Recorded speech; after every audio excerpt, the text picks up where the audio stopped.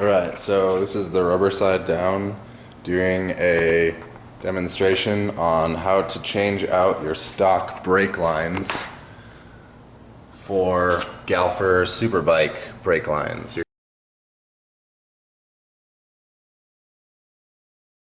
going to need a few things, some new brake fluid, first the brake lines. You're going to need some tubing in order to bleed your brakes after you install the new lines, something to put the old fluid in this case a Gatorade bottle, and a few different size metric wrenches. So after reading the instructions, like a good boy does, we find out that Galfer recommends that you cover up the front end of the bike because brake fluid will damage the paint. Now, I'm not going to do that because I'm a baller and I'm going to be really careful. But first step you got to do is drain the original brake fluid from the reservoir down from the banjos that go into each caliper. And then we can remove the stock system. So it may be different for different bikes, but I'm doing this on a 2004 Suzuki GSXR 1000.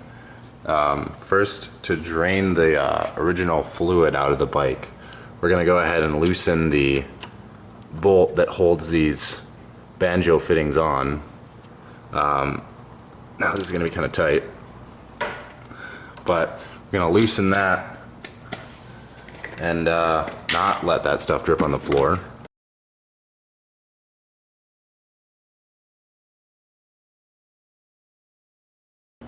Now I did the same thing to the other side, as you can see, and I'm able to pull off the connecting hose that goes between the two calipers.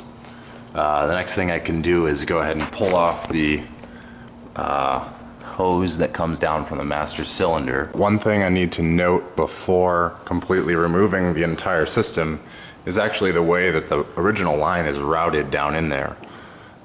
We want to make sure that we take note of that so that we can route the Galfer lines the exact same way to avoid steering problems. So we are now ready to install the Galfer lines, and the first step is to install these adapters into each caliper. These are going to screw into the hole that the stock lines bolt went into. And these are what the Galfer lines are going to screw onto. So I'm going to go ahead and do that and torque them to 12 to 13 foot-pounds.